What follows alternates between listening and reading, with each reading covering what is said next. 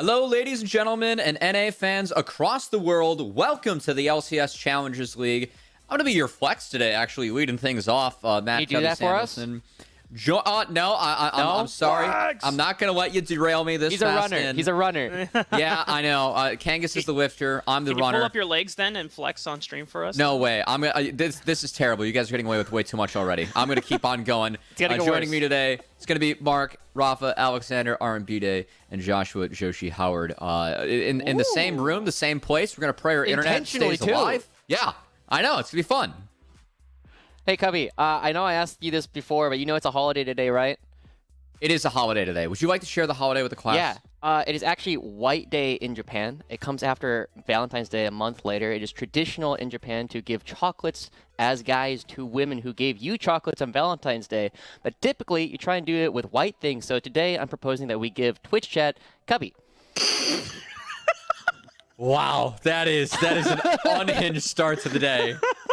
Wow. All right. Well, you know, we've got security tweets. We're going to fire up to try and recover from that. I thought you were going to talk about Pi Day. I know you did. Yeah, I know, like how things have come full circle, but I guess I learned something new today. You know what? We're going to put it that way. Also, you know, something new. CLG Faith winning. They put a win on the board yesterday. They did. Unfortunately, it was not enough to take the series, but Aaron, I guess, you know, they were okay with the fact they at least picked up a game before they went out. Yeah, I mean, picking up a win against Wildcard is no small feat coming in for CLG Faith. I think almost everybody had them expected to come in and go 0-4 in this tournament. So the fact that they get a win against Wildcard, who was oftentimes in our discussions for the top half of the bracket, is pretty good. Yeah, and it's something to take away with as they are going to get ready for the promotion relegation tournament after the conclusion of our playoff circuit. Yeah, it's definitely something where, you know, lower bracket teams today, I got to say, every team in the tournament so far has actually put a win on the board, even the ones that were eliminated yesterday. So we'll see if the lower bracket teams can continue that stretch today. Sketch as well. You know, we drop wildcard 1-2 and are now in relegation tourney. Wasn't feeling too well today, but that's not an excuse. We managed to take game one, which is the potential we have to any team that faces us in relegation. Don't underestimate us, or you will get clapped. We are good. Yeah, I mean, I think the conversation that we were having even before the tournament started was CLG Faith need to show us something to make us think that they won't get relegated. And the thing that we said that they needed to do was find some wins. They got one. Yep. This gives us way more confidence in their ability to actually play in the relegation tournament going forward, but it's still going to be a tough event for them, I think, with all the other teams that are going to be coming up. All right, I'm going to try and read this in the voice of Perry. We have friggin' reverse sweep, GG, and end the series 2-1. This locks us in for top 6. Let's go.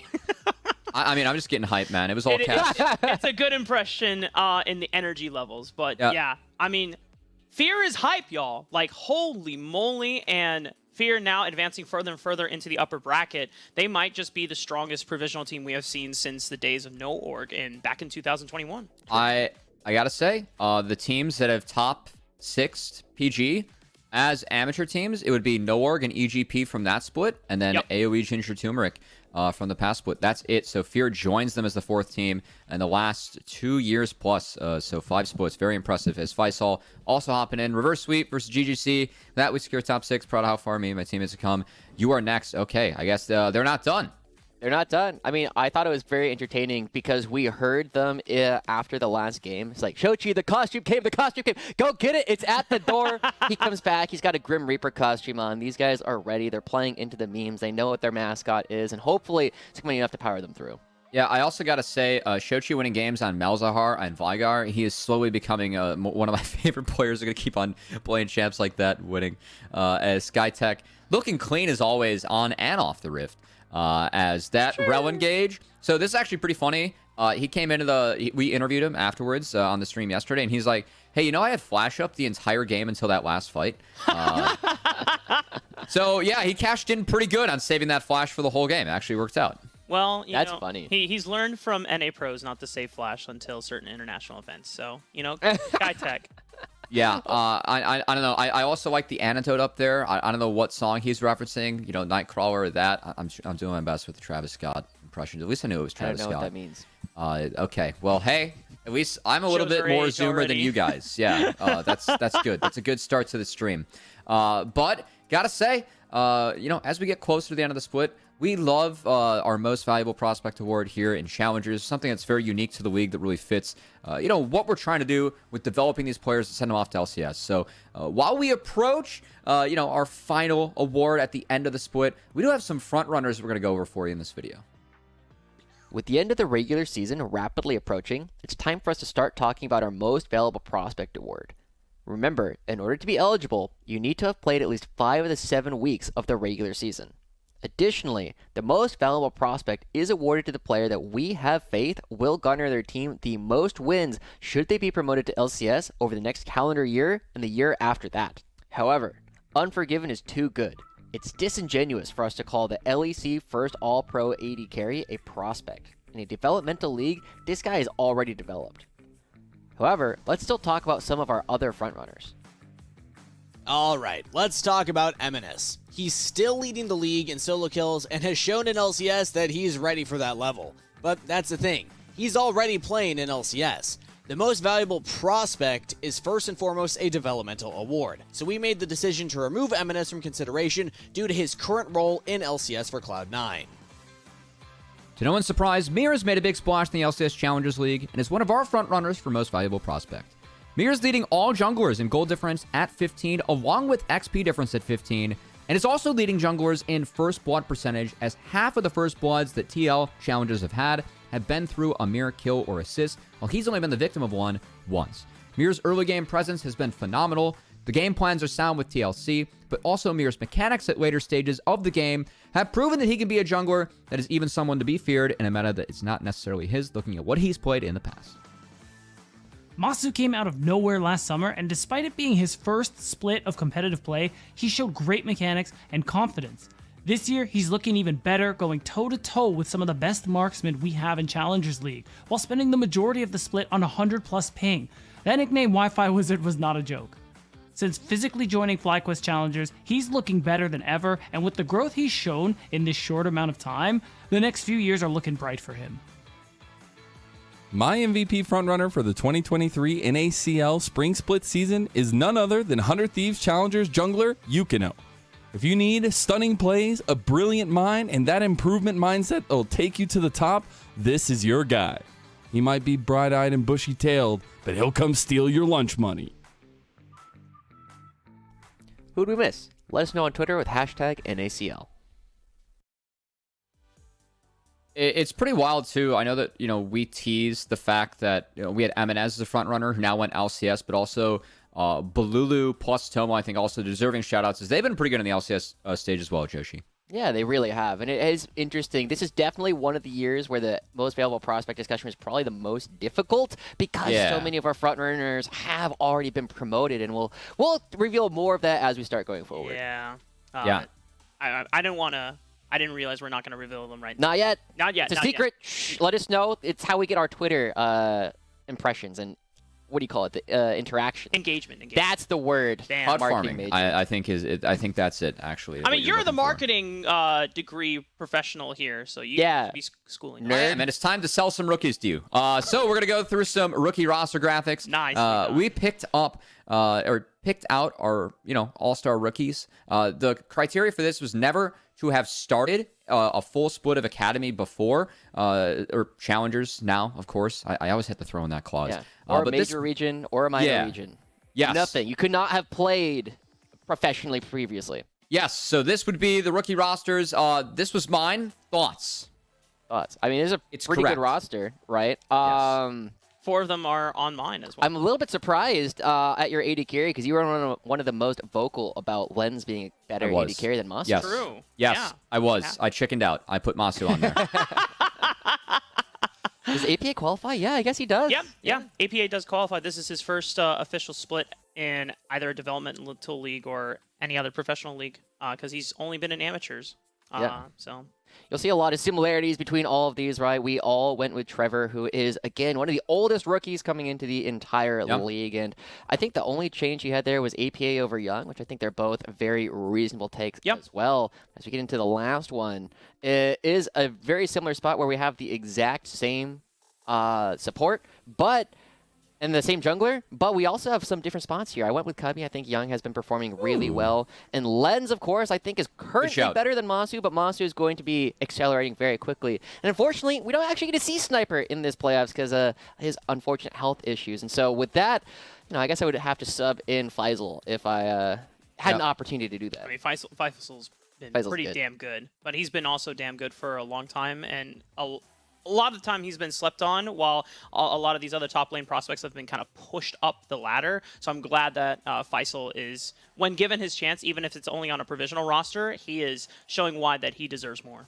Well, I'm glad we didn't all just copy each other's homework here in the same house. We have some unique thoughts. We've done that going before. on around here. Yeah, I know we have. But not this time. However, if you have done your homework, you should be able to at least list off what we're about to show here. As we have a bracket that we've been going through, getting more filled out. Today, we're going to wrap up that second round of the upper bracket and the first round of the lower bracket as on twitch.tv/PathLCS. We will be saying goodbye to 2 more teams here in Challengers for the spring split. And also a lot on the line down there as FlyFam and TLF have to win to stay alive to not make that promotion relegation tournament as well. But guys, what sticks out to you?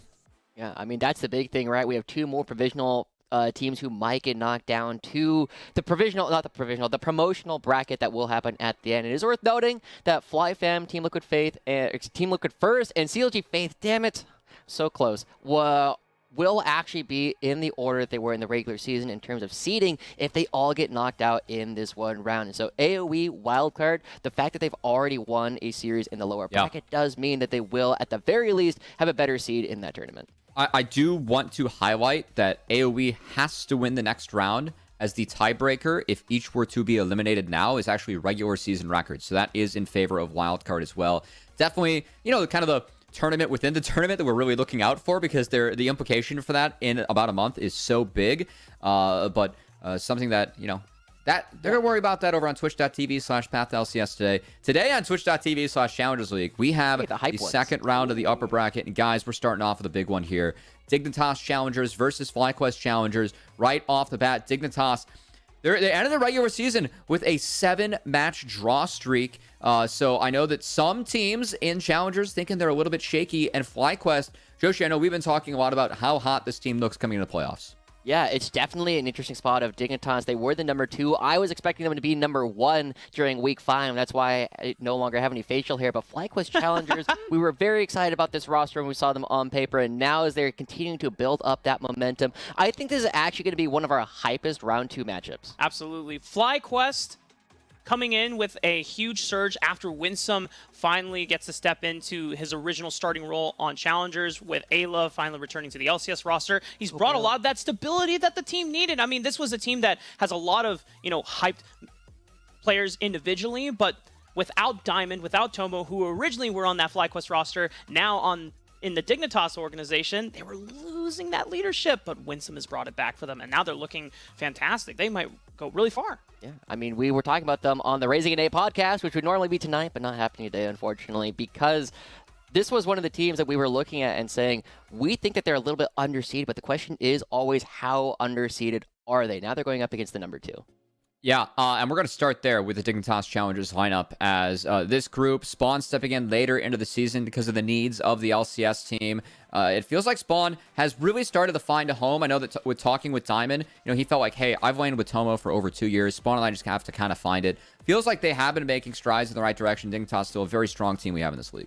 Yeah, and I think it's not underselling them to say that they absolutely deserved second this time around. Yep. Seeing the growth that we saw from Hoon in particular from 2022 to 2023 has been astounding. Hoon in time used to be a meme. Now it's the kind of thing where you can say it's like, yes, this guy is popping off. And now that Spawn has come down, it has changed up their playstyle a little bit because they don't have the same kind of early laning power, but it's still a spot where they have a ton of control and a ton of power, especially in terms of their shot calling. And for Diamond, and we already mentioned this earlier, Diamond used to be on that FlyQuest roster, and in fact, Cubby, I believe he's got some things to say to fight back.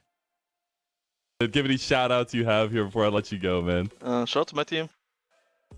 Shout out to the boys. Shout out to Losing Power. Shout out to James Bakery for fixing the internet, fixing the power after the game, because I was complaining about it.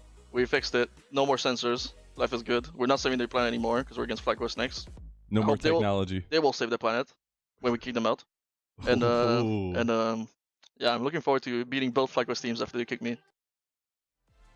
And I know kind of the fun part coming into this matchup, guys, is that, you know, as you credited earlier, Rafa, Winsome has really brought that stability and a lot of leadership to FlyQuest. But Diamond, any team this guy's in, he is making up the majority of the comms and the calls. And it really is both of these teams driven by their supports, you know, from that bottom side of the map.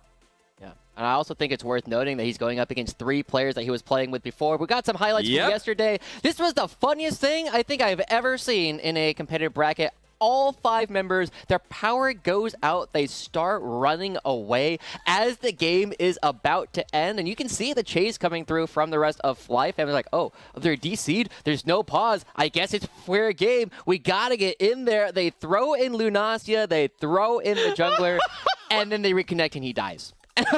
Like, not like this. The most unintentional BM I've ever seen. Yeah, curse this is those. my first time seeing this. Curse those amazing. smart offices, man. You know, if you don't move for 20 minutes, you know, we just try and save the power. As Diamond, you know, shout out to Yeah, Baker. I thought that was for saving FlyQuest thing. Yeah, well, you know, they're going to be trying to showcase greatness on the other side of the rift. So it definitely is one where, you know, Dignitas, I feel like, props to FlyFam, honestly. I think they played Dig rather well in game 1. Dig, though, had a pretty dominant game 2. But now they're going up against Big Bro here in FlyQuest Challengers. And also a lot of old friends of Diamond who he used to lead around the rift. Yeah. I mean, Philip, UG, Spyrax, this core of relatively young players now in their sophomore year requested to stay together moving into the FlyQuest Challengers era. And unfortunately, losing Tomo and Diamond, they looked rather lost at the beginning of the season. Their communications weren't very good. We know that all these guys are relatively quiet guys individually. Yeah, and speaking of that leadership, of course, Diamond was the big leader for FlyQuest last year. His teammates gave him a lot of credit for the comms, but this time around, Winsome's the one who's getting a lot of credit, and he credits a lot of his experience from his time at LCS. Let's hear more from him. Like, what did you learn on the LCS stage that you're able to bring here to the Challengers League? I mean, I'm trying to bring it on the tempo, you know, like using turn and then just set up the vision and then just like helping the side lane, you know. I'm learning a lot from LCS, so I just want to try to bring it a lot of skill in LCS Challengers League. So yeah, I learned. And guys, ever since Winsome has rejoined this team, they have been able to run multiple strategies. That flexibility that FlyQuest had last year is back. They can play early game, late game. Their macro looks good. Masu coming into no longer the Wi-Fi wizard. He's just the wizard that's on land. Bot lane's looking much better in FlyQuest. They might be one of the hottest teams that we have in the tournament right now.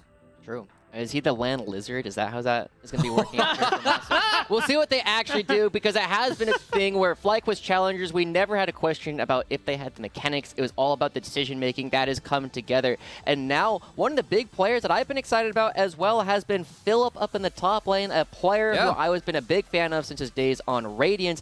And he looked a little bit lost during the first half of the split, but the confidence has come back. This is a team that is operating on full cylinders. And we have to remember that UG has been a player who both splits in 2022 was on our most valuable prospect list, and we're beginning to remember why. Yeah, I mean, yesterday was... This was awesome. Or 2 days ago, it was by far his best series of the entire split, and that Gragas game was is probably his best game of the split as well. We were wondering what happened with UG's confidence and just ability to make plans. We know that Diamond was a big instrumental focal part of helping UG in that transition period of going from solo Q star and then being someone that is going to be competitively strong in a fives environment where you are making those plans and you're making strategical maneuvers around the map and timely at times in the game that is most critical for translating those early game leads that we know that UG can get. All right, guys, well, we kept you waiting long enough. I'm really excited for this matchup. So excited Hit the the fact button, that hit the button. I'm going to be staying with Start you for the game game. 1 draft. Start the I want a little bit of a piece of this as well. But, Rafa, I'm going to let you take things away here as we got game 1 of Dignitas Challengers versus FlyQuest Challengers coming right on up. What do you mean, taking away? I'm sticking with you, but you're going to lead. I get to use my brain now, all He's right? putting the reins, and you're the horse. Oh, okay. Well, I'm the driver now. Yeah, this is the one time I get to use my brain today, all right? So, you know, you get to lead, all right? You say like you don't use your brain all the time. I mean, you don't need to downplay yourself that much, Cody. Yeah. I mean, we're already giving him to Twitch chat. Now he's just showing he's a bottom. But as we start getting into the rest of this, it is a situation where you do have to pay a lot of attention to the fact that we have moved over to 13-5. And I can tell they're having a good time with this one. But the Ashe has been a constant ban. Diamond has been playing this still on the 13.5 patch, even after some of the nerfs to the cooldown. And so much of this, I think, is going to come down to how well the top sides of the map are going to be getting all their different champions, because both Hoon and Philip have had a ton of solo kills. Hoon getting them, Philip beating them on the other side of the rift, and we need to see whether or not Philip can stand up to Hoon and actually push back. I think that's a good call because, of course, Philip, we were really happy to see him step up versus ADD and Immortals, but Hoon is a different beast, man. This guy's been a top 3 top laner that we've had, especially when it comes to the laning phase this split. And, man, we were just flying with Wow, these that's bans. Whoa! Oh, boy.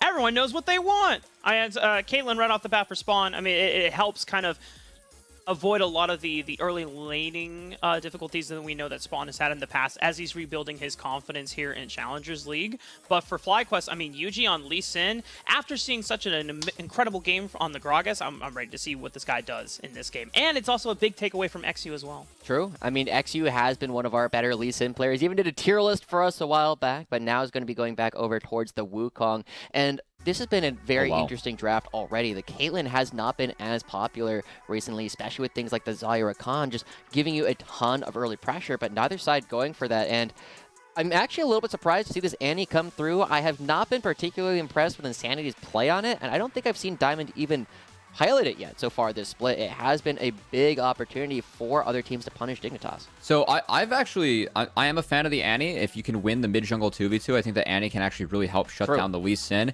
And it looks like the game plan early here for Dignitas is going to be, use that strong 2v2 mid to try and get priority and then go help the Caitlyn lane because they're going to have shove versus the Varus. But FlyQuest taking that point and click CC in the Nautilus. Bot lane's jungler showing, going to be solo lane focus. And honestly, I don't know about you, Josh. I think Orianna is going to be a really big champ on this patch. We've already seen the impact she's had, with the Shockwave, the ball placement. When you do have the Jinx Aphelios matchups, we have a Caitlyn Varus matchup, a little bit more range there, but still, I think Ori could be a big pick we see.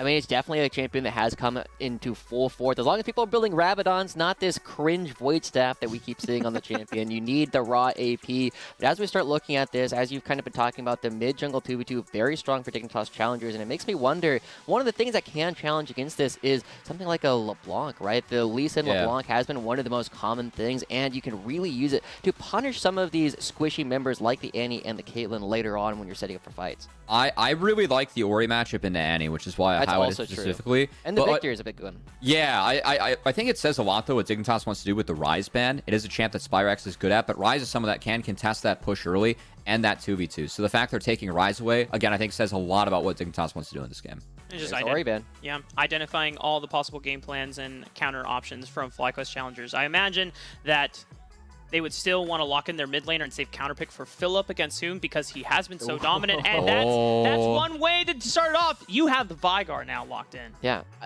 Are any of these champions newer than Season 3 so far? I think they've all been around for forever. Even Rumble. We're going back to Season 2, baby. And Morgana, what year is it? All old school champions on the Rift here. None of the 200 years. Morgana gets so much value this game against Nautilus and the Cage. Love the fact that Diamond's picking this up. And wow, Dignitas, I mean, they have engaged with the Wukong. I think the follow-up with Rumble's good. It's going to make Vygar's life really hard. I think the Cyan pick would be really good for FlyQuest, but I love this draft from Dignitas. Good adaptations. I think FlyQuest have a way to win later, but really good start. Is this Hoon's first Rumble game of the split? Probably. I think Jenkins has been the only one who's far. It's been a Jenkins special. NXI jungle, but that's true. That is true. Yeah. So now as we start taking a look at this, it is going to be a spot, like you called out, FlyQuest do have some win conditions later on in the game, but feels like this early game is going to be almost entirely Dignitas Challengers. They have been a team that has been blitzing other teams so effectively, but that has been a little bit more difficult for them recently, having lost Tomo and brought Spawn in, because he's not necessarily the same kind of guy who's going to be diving on Wave 3. All right, guys. Thanks for letting me join for draft. Fortunately, though, I got to go prep some halftime stuff. So I'm going to leave it for you guys moving forward. It's been a good time. Guys, we got a hype series here. Dignitas Challengers versus FlyQuest Challengers. Have a blast, guys. Take it away. Bye, Matt. Bye, Matt. I don't want to say bye, Mark, in those spots. That's kind of what I was expecting to do. But... Understandable. All right. Well, I guess we're going to hold on to it for a couple more seconds because we didn't wait for the counter to go all the way down. But now he can go grab our Indian DoorDash, which is at the door. I believe. Our delivery. Delivery. Thanks, Matt. Thanks, Matt. All It right. should be on the left side. Anyway.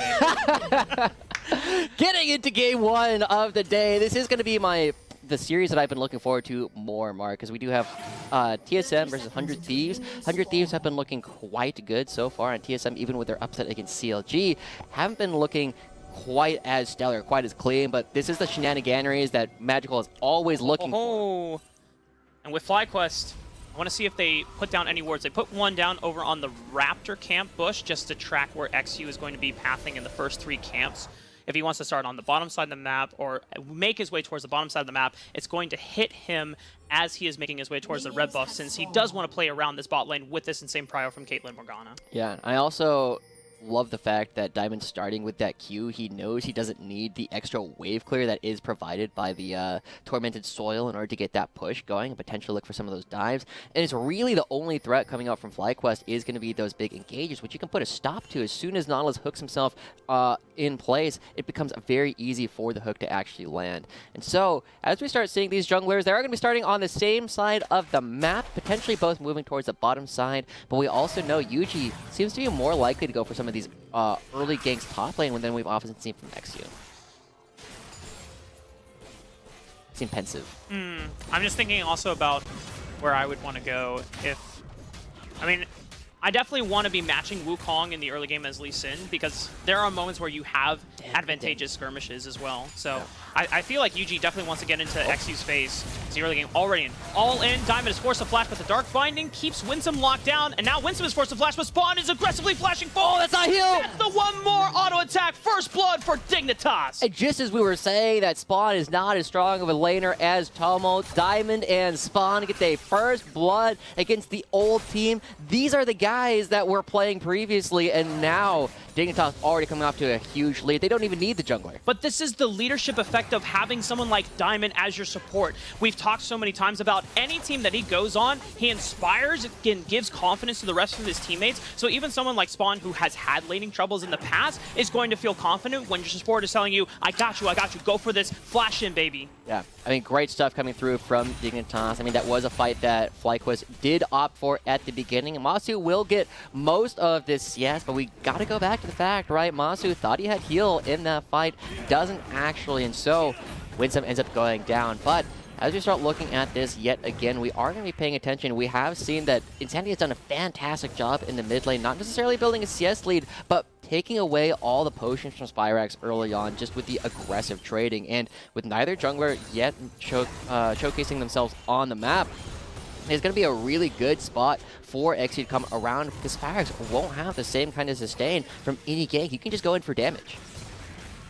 Point-and-click CC from Annie makes it so easy. So even if someone like Wukong doesn't have that built-in CC, I mean, Annie will make any single gank situation work out. But I would also like to see if Insanity can get that prio push and start making its way towards the bottom side of the map, because now there's summoners down on that bottom side. Because now the volatility has been increased. I imagine we're going to see much more activity in the next few minutes. Oh yeah, for sure. And XU's definitely been one of those players who has been shot called around by Diamond, who says, hey, come to my lane. We got to go for these gangs. We got to look for some of these early advantages, but nothing coming out so far. Also going to give credit to Hoon as well up on the top side. This is a good matchup early on for the Rumble, but does become a little bit more difficult later as Philip becomes tankier and can kind of shrug off some of the damage that Hoon will be doing. But so far, taking a good amount of CS lead going forward, and also asking Yuji what he's going to do to try and alleviate some of these issues up in the top side. XU's already looking for it. Yeah, and XU, even if he doesn't get to counter jungle or really threaten Yuji out of his jungle, the fact that he is tracking the Lee Sin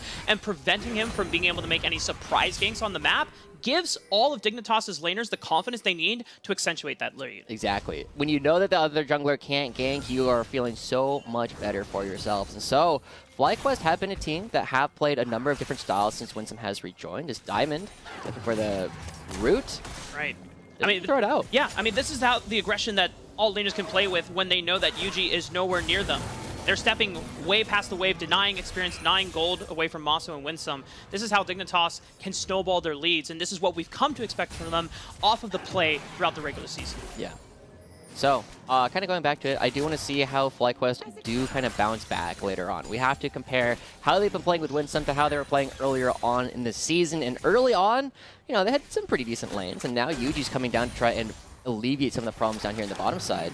This would be tricky. Winsome is going to look for Diamond, but Black Shield. There it is. Nicely done from Diamond. I mean, this is the counter pick that both you and Cubby got so excited about in draft. Yeah, it's a classic counter pick, right? To any of these engaged supports, it's been a bit surprising to me that things like Janna and Morgana have kind of been forgotten about in modern League of Legends, as it is something that just shuts down all of these big engages. Also worth noting, Spawn picking up the early Vampiric Scepter, another early season strat, right? Yep. This is how you used to build in like season Bloodthirster. 2. You got the stacking Bloodthirster, and you always would just use this to make sure that you could take these longer auto attack trades. And then it was an Infinity Edge, and now we're on to like all the new and Quiver items. But a hook does stop Spawn's back. It does feel like an earlier version of the game. Old school League of Legends fans are eating tonight, basically. I mean, the Bloodthirster Were they rush. not eating tonight normally? Well, I mean, when you have things like Aphelios and Zoe or True. any of the Here we other go. champions running around, Winsome flashing forward, but they look for Spawn. Spawn distances themselves away, but the flash from Yuji connects the damage, so Spawn gets shut down. still XU win now this. fighting, and Masu and Yuji still have the abilities to play around. XU realizes it. Huge damage from Masu. Oh, one more. The last E, just one more auto attack, the piercing arrow, and connects. Oh, and FlyQuest turned that whole early game lead around on Dignitas' head. And that's what we were saying, man. This bottom lane, nobody ever doubted FlyQuest mechanics. The target selection there from Masu was fantastic, making sure they hit the right targets every single time. And Winsome knows he doesn't need to live for this fight to actually be good. But at the same time, it's a huge turnaround, right? This was a big win coming out for Dignitas right off the bat, and now Winsome gonna walk through and make sure that Spires can get it back off. But this huge bounce around from FlyQuest, it not only gives them that early game lead to now work with, Yuji finally getting a chance to make his presence, and even though XU was shadowing them, protecting them, I mean, FlyQuest just knew the target priority was correct. Yeah, and I love the idea here from Winsome, right? He doesn't immediately throw out the hook. He starts with the flash auto in order to try and take Diamond a little bit by surprise, and he ends up throwing out the hook a little bit later. But here, I mean, Masu just coming forward. He knows what he's about, man. He knows that if he can take down XU, that's all they need to do. And then Yuji, I love the fact that Yuji is walking forward with Masu, right? I feel like without the pressure of Masu and Winsome there, the FlyQuest jungler probably just leaves. Yep. You know that the red buff has been taken recently by Yuji. XU wants to go for Rift Herald, but unbeknownst to him, I don't think they realize that the ward is on top of it. So Yuji's going to Shadow Spirex, guarantee that priority, and try to move that pressure into the Rift Herald and stop XU from taking it by himself. Yeah, but they're also losing priority up on the top side of the map. Luna's constantly pushing. There's another hook. Actually, they're choosing to shift their priority over to the bottom side of the map. They say, hey, you know what? You can get a free Rift Herald, but we're now going to send 4 members to the bottom side of the map. Yuji gets spotted out on this tri-ward, pink ward, so it does give Dignitas some safety here. Yeah. Yeah, and Barry just in the face of Spirex as well, just trying to chunk him out, prevent him from farming. But, I mean, so far, we've been seeing fireworks coming out in the bottom lane here, Mark. Both Masu and Spawn constantly looking for these big trades, just making sure that they can be as aggressive as possible. And Yuji, with the priority kind of set up in the bottom lane, feels confident enough to actually go for this Hextech Dragon in exchange for the Rift Herald that was picked up by Dignitas Challengers. But look at where Hoon is. This has been something that Hoon has done quite a bit. A lot like Tenacity from last year, actually. You would push out the lane, and you'd go down and be like, those Kruggos look rather tasty. Anyone want to go to Raising Cane's, grab some chicken? That does sound pretty good. This sounds pretty good. We had it last night. That's why I thought about it. XU is going to get spotted on this Raptor camp. Yuji has Winsome in his back pocket. Maybe they'll think about messing with him or trying to catch him on rotation to this next camp, expecting that XU is going to be looking for the red buff. But Winsome, showing early, might have spoiled the surprise that they could have had on XU. Yeah, I mean, XU didn't really have an idea that they were there. They had all the knowledge they needed about where this monkey was. But still, I mean, FlyQuest have severely reduced the lead that Dignitas Challengers had built up initially. And so now, I mean, I'm kind of curious what the plan is from FlyQuest now. It's not as though they have suddenly made themselves super strong in this game. They are still waiting for a situation for Spirax to be relevant, and Philip is not a relevant tank for quite a while. By going for these Mercury Treads and the Negatron Cloak, yes, it really alleviates a lot of the problems up in the top side of the map, but it's not as though he's going to be tanky against Spawn for a long time. He has no HP, it's just magic resist. XU too. I mean, understandably, Philip sees 3 magic damage sources on the other side of the map, and he wants to just be able to survive against Hoon's pressure. But yeah, if we get into skirmishes anytime soon or big team fights, you probably could melt him just off of the strength of XU and Spawn together. Yeah. The other thing to note is Black Shield. Ooh, here we go. Insanity does have to flash. We're going to go back to the timer of the Black Shield as they just go in, but XU's here. Looking for the all-in, and Spawn gets popped like a balloon. Masu and Winsome making that one happen, and XU needs to get in range of Masu, but he quite can't because Winsome has bought so much time. The kick from Yuji now puts XU in a bad spot. The hook keeps him in tow, and FlyQuest is just turning it all around, and now Diamond is all left to... Oh, Diamond! Great decision-making, knowing that there's no way out, but tries to catch Masu off guard with that flash dart binding while he was tanking turret aggro. Oh my god, this is why Diamond has been so good this season, man. Crazy stuff coming out from both sides. Masu 3-1 and 2 at the end of it. They've really put a shut down to some of the early laning prowess that Dignitas have had. Masu now finding that third kill, but going down. Gives over a bit of a shutdown here to Diamond, who you see is going to be rushing for that early zone so that they can continue to make plays just like this. But this is a great punish. The Black Shield's not coming up for a couple more seconds because of the previous hook from Winsome. They're trying to abuse these small windows. And FlyQuest, by going for Spawn, as he is animation stuck with that Q, there's no way for him to dodge out of that one. They burst him, as you said, like a balloon before anything happened. And then Yuji coming down, make sure that the skirmish actually goes in favor of them as well, because XU is forced to be in a spot where he does not want to be. Kicked away, the Cyclone does nothing. Again, nobody has been doubting FlyQuest mechanics. This was a nice turnaround from Diamond. He still goes down in the end, but... No, he doesn't. Oh, yeah. He lives. Yeah. Oh, my God. And he livers? Uh-oh. I gaslit myself. Anyway, Masu now running away from XU, but Winsome, just every single time that XU has made his way towards the bottom side of the map, it seems that Winsome is there to body block for his AD carry, keeping that prospect alive. Yeah, and so many members are here. It's a 4v4 and a one-on-one in the top side. You did hear the ultimate from Philip go off, but Rift Herald, is it actually going to get a crash off? Oh, this is tricky, and they just turned things right onto Insanity's head. Tibbers was already used. There's no other way to body block the engage from Okay, Philip? And now Philip, is he winning the 1v1? Hoon is forced to fly. Let's go! That's my boy! Coming through, getting the solo kill onto Hoon, who has recently taken over as the #1 most solo killingest player in the spring split. I believe it was 27 that he actually hit earlier this week, overtaking Jimenez, and Philip turns it right on around, but another skirmish. Yuji's here. And Yuji is just laying the pain train down onto Diamond's face. Spawn has got nowhere to run, but he's playing range right now, even inside the cage, and it does force Yuji back. Yeah. So as we take a look, it is fascinating to note that despite the fact that the kills are currently 8-3, the gold lead is only about 1,000 currently in favor of FlyQuest Challengers, but this non-stop action down here in the bottom side, I was expecting there to be more fireworks on the top side, but both teams have opted into fighting and fighting and fighting down here in the bottom side, and with 20 seconds left until the next dragon actually spawns, the fact that Masu has gotten super strong, the fact that Yuji has 2 kills already, makes this incredibly difficult for Dignitas to actually try and contest. And already this early game, based off of just what we saw in the first half of the regular season split, would be a huge surprise to fans of Dignitas and FlyQuest alone. But just with Winsome coming in and giving that stability and giving the revitalization that FlyQuest has needed, they've looked like a stronger team than where they ended in the regular season standings. Yeah, I mean, we said they were underseeded, and Dignitas is on a bit of a slump. So, as we do see the Dragon actually started up, it is worth noting that there is lots of opportunities here for FlyQuest. They have put Viger down in the bottom lane, and Viger is not normally a particularly exciting side laner, but neither is Annie. Rumble is a pretty good one, but not particularly into Viger, and so Spirax by default kind of becomes a more relevant side laner later on. And FlyQuest, they're not even worried about the side lane in the bot lane. There's no play. It's like, great, like you can take the turret, we're gonna get the Rift Herald, we're gonna blow open the middle of the map because we have so much control over all of the neutral objectives. FlyQuest in complete control. Both of the dragons to their name, as you called out. The second Rift Herald. Well, we There's gonna be a Mark Rift Herald before from Dignitas.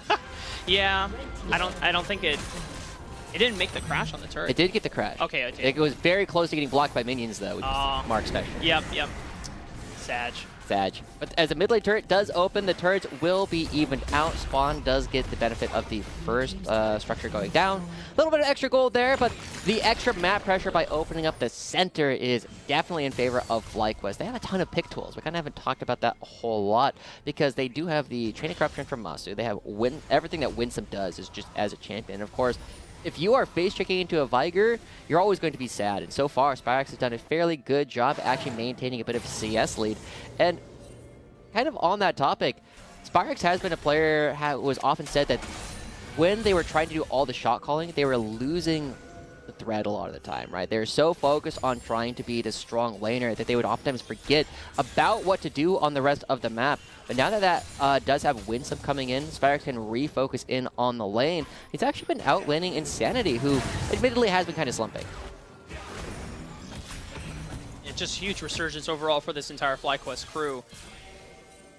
16 minutes into the game, FlyQuest, this composition, we knew that, you know, had some scaling firepower behind it, so even if they went behind against this expected early game powerhouse from Dignitas, they're going to be fine. But the fact that they're ahead, now what does that say? Because when you look at Dignitas' comp, you want to see them having the safety and the confidence to push up and use their range to siege on these turrets. But there's like no way to really stop this hard engage CC train from FlyQuest's side in a 5-on-5. I mean, there is an equalizer. There's a Zhonya's Morgana that's going to be sitting in the middle. It's not as though FlyQuest can just rest on their laurels. They haven't won the game by any means yet, but they have put themselves in a spot where they aren't fighting back from a huge deficit, which was the biggest worry that I think we all had. So FlyQuest, they need to do a couple things. They need to pick how they want to actually win this. By getting 2 dragons, they can go for the dragon stacking. Mountain Dragon will severely nullify a lot of the damage that's coming out, especially because there's a double magic damage in the Annie and the Rumble. And at the same time, they can also just start to take over all of these quadrants of the jungle, start looking for all these picks, build up a large enough gold lead that way. They don't even really care about some of these dragons. So FlyQuest have a lot of options based on the way that they played previously. I'm expecting them to just try and stack some of these dragons. In the meantime, FlyQuest just shifting priority. Yuji already hovering just between both mid and top wave. No, they're catching. Oh, this is a wave. Look where Spawn is. He has the flash over the wall, and now he cannot participate in the fight. Who is going to throw down the Trailblazer? Okay. Now XU right on top of it with the Cyclone gets decent damage down. Winsome is already taken out of the fight. Masu and Yuji retreat to the right side of the mid lane, and Yuji's locked down. And FlyQuest thought that they had to jump on Dignitas, but it's Dignitas to turn it around. Yeah, who's catching who? Spyrex never comes down to the fight at all. We were just praising FlyQuest for opening up the middle of the map. Now it's Dignitas turning it right on its head. And great stuff as well coming out from Dignitas to turn around that fight. Understanding how to redraw battle lines and the flash from Spawn, super crucial. You know, Josh. Yeah, Mark? I was wrong. About?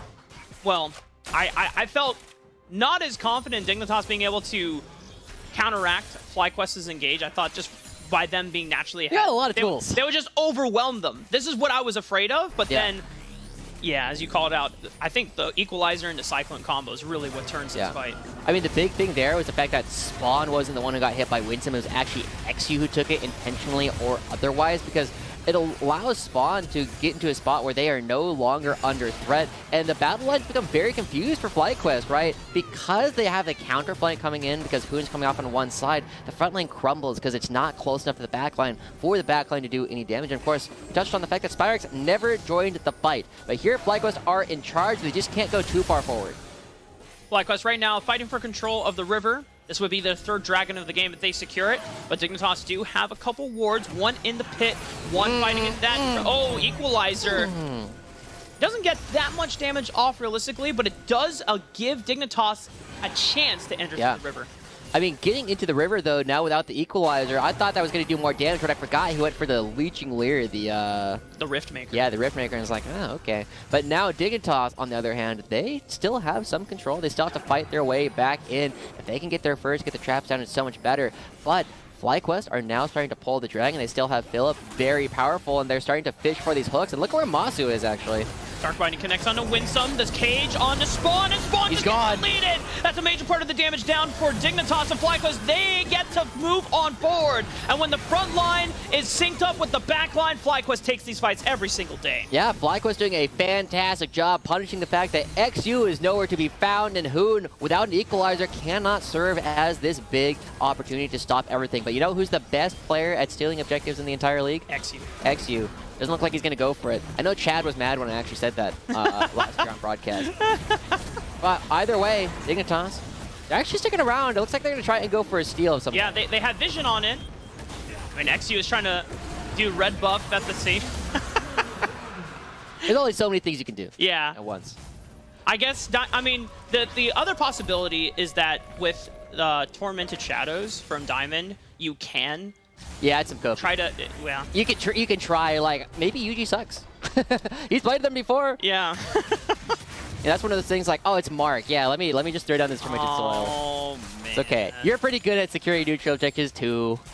You do a good job. All right. The number of times he clutches up is kind of wild, but it is a spot now where FlyQuest now with 3 dragons to their name are so strong. They have so much extra stats that are already coming through, and with another dragon spawning in 4 minutes, it's a very natural place for FlyQuest to go, rinse, repeat, the same kind of cycle. And I gotta admit, Hoon's build sucks. Damn. He does no damage at all. Where's the Rabadons? Where's the Leon? I mean, it doesn't have to be the Leandres, but something that's actually going to be putting out damage. Even with the mana wasted, you're going to be doing more than this Riftmaker. We haven't seen Hoon get themselves into a position of strength, because Philip actually getting that solo kill earlier, I think really shook his confidence. Yeah. I imagine that it's better for, I guess, laning, but your overall powers, Rumble, should be maximizing the effectiveness of your equalizer in fights, not necessarily for the 1v1. Yeah. It's also a spot where it's like, you know, he's like itemizing to kill Philip, but if you're hitting Philip, then FlyQuest are winning anyway, so it is what it is. It's definitely a spot where it feels like Dignitas have built up in ways where by going for these double magic damage sources from Annie and Rumble, you're now forcing yourself into these early Void Staffs, which are really weak items, just kind of in general. Like, if you have to build a Void Staff, you're usually pretty sad. And so Dignitas, they don't have the burst necessary to actually take down someone like Masu or Spyrax, just because they don't have the raw AP behind any of their abilities. He doesn't have a whole lot of MR to actually punch through, whatever his champion has normally. Yeah, and with the Rod of Ages fully stacked up for Spyrax, this is not a squishy Yordle, right? He's going to have that extra health pool to work with. It's going to be harder for Dignitas to find these executions. I mean, granted, that one fight that Dignitas turned around, that was because FlyQuest took a bad fight. Yeah. Fought it on poor fronts on all sides. But we saw the resulting when FlyQuest was the one lining up front to back the way that their composition is meant to be played. Yeah. So, see what it is that FlyQuest wants to do next. We have to praise Masu in particular for having a lot of decisiveness in some of these early laning battles that actually took place. So Dignitas have been a team, right? When I checked during the regular season, I believe they were number 2 or number 3 in terms of gold difference at 15. Now they're coming in with a deficit. And even though the gold lead isn't that large, it feels a lot larger based on the way the itemization has actually gone. And Dignitas, they have spawned in a really weird spot here. XU, but it's the clone that tanks up Masu's ultimate. So that honestly feels pretty decent for Dignitas just to sacrifice some HP. Winsome gets exploded! Huge numbers advantage now for Dignitas, but they have to position themselves carefully here. Philip makes the engage happen, but it looks like Spawn is able to just get over the wall. What's happening? Got kicked by Yuji. I don't think that was intended by FlyQuest. Spawn can't fight in the fight, but he can still participate, and he is safe from the hands of FlyQuest's What's happening? And now the flank from Dignitas, they wrapped all around, and FlyQuest's backline is completely exposed. Masu's taken out. Yuji can't really participate, working with sub 600 HP, has to heal off of the Raptor camp, while Spyrax and Philip are still trying to keep Dignitas here. What a bizarre fight from FlyQuest, but I mean, props to Dignitas for spreading out, taking the front line and moving it away from the back line, and then being able to come back and pounce on the members that they need to. Masu now with no flash is not going to have that for the upcoming Dragon fight, and that could be a really big opportunity here for Dignitas to punish, because they still have the equalizer from Hoon. They will still have Insanity, though without flash, the question will be, can he actually get to Masu for the next fight? I mean, at least Masu won't have flash. I think his cleanse will be up by the time the fourth dragon comes up, but that is something to work with maybe it can be XU, maybe it can be Hoon just laying down the equalizer to make it even harder for Masu to get out of it. Yeah, it's definitely going to be a tough spot here for Dignitas still, though, because they are getting here late, and FlyQuest, they're coming here so early. They're giving up some priority down in the bottom lane. Hoon is going to be sacrificing some waves, and as Philip does catch them, I mean, setting up these natural battle lines for FlyQuest is super beneficial for them. The fact that Philip does also have a bit of a flank engage can be really dangerous for any member of Dignitas. But I like the fact that Dig are trying to create situations where FlyQuest don't know where their front line needs to be, and they just go over Diamond. His Black Shield runs out, he dodges the initial knockup, but Diamond gets popped. Cyclone right onto the back line. The equalizer, kind of decent. Spyrex is forced to flash over the wall, and he and Masu are safe from harm for the rest of Dignitas. They're trying to deal with the front line, but Spawn gets kicked in too far, caught out by Yuji, and now FlyQuest with the marksman gone from Dignitas' side. Insanity is the next target. Hoon's gonna flash in, try to save this fight, but I don't think he's getting anything more than Masu. I mean, that's still a big fight coming through for FlyQuest. They get a 5-for-1 and pick up the Mountain Soul afterwards. Huge victory coming out from the youngest Challengers team we have in the entire league. These guys have less experience than any other team, and they are now taking down Dignitas in a dominant fashion. It doesn't feel as though Diamond's personal vendetta against FlyQuest has been meaning a whole lot, because they're the ones trying to attack him. That's right. FlyQuest are giving some love back to their former captain and former leader after last year. But FlyQuest, man, oh man. I mean, we expressed our concerns when FlyQuest made the early rotations on over, and now it seems they've come into full fruition here, Josh. Yeah, I mean, as we take a look at this one, remember how we were saying that Hoon's build sucks? Watch has 3 people sit in this equalizer for 4 or 5 seconds, and they take no damage, right? There's nothing to be done in Spawn because he has no front line to operate with. FlyQuest, they just commit a couple of flashes, they take him down, and suddenly there's no damage left. There's so much magic resist up against the 2 magic damage dealers of Dignitas. And while yes, Hoon is able to get a kill here onto Masu and take him down, get the shutdown money, at what cost? You give up the Mountain Soul. Dignitas, they have had 3 or 4 fights at this point where they are not grouped up. They cannot go for any kind of contest, and now they're going to be completely sacrificing this unless Lords can try and find something here. All right, let's see what you can do, XU. A teleport is coming in from Hoon, and FlyQuest no better. Spawn spot here. They're going to try to see if they can lock down XU. XU makes his way out with its clone. Philip unleashing the ultimate. XU, does he have oh, God. Nope. No, he does not. Put the monkey back in the cage. It doesn't matter if you get the right monkey or the wrong monkey. If you get both of them, and now FlyQuest, I mean, they're in such a good spot. It's been fascinating watching where Spawn has been trying to position for these fights, and they just go. Even with the Black Shield, Hoon still gets locked up by Masu's ultimate. Insanity on the left side of the flank gets popped. FlyQuest are taking this fight easily, and they're just knocking down members one by one. This Baron is surely theirs. And they're going to be picking that one up. FlyQuest doing a fantastic job. I mean, it's been so difficult for Dignitas to line up for any of these fights at all. You watch the positioning from Spawn, the positioning from XU, the positioning from Insanity. It doesn't look like they've been coordinated as one of the strengths that we've had from this Dignitas Challengers team this entire season. FlyQuest are the young upstarts, and they're doing it better. They constantly know what it is that they want to do. And even though some of the engages are a little bit wonky, they are still all on the same page, and that's better than whatever it is that Dignitas are doing. Yeah. It's just so awesome to see that how one member in FlyQuest well, I guess it's 2 changes, but Masu coming over from Toronto and being live with the rest of his teammates, being able to play on actual LAN, but also Winsome now coming in for this roster on the back half of the regular season. It has completely revitalized FlyQuest's whole look.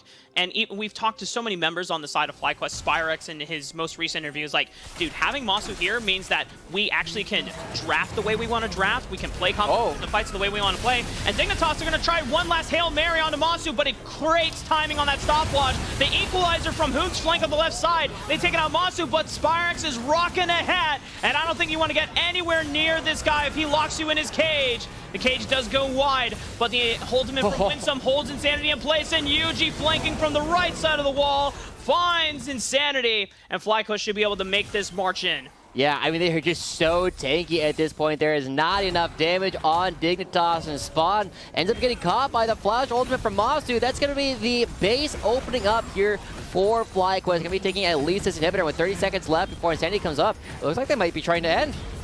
They want to go for it, Josh. End it right here, right now. Just under 30 minutes into the game.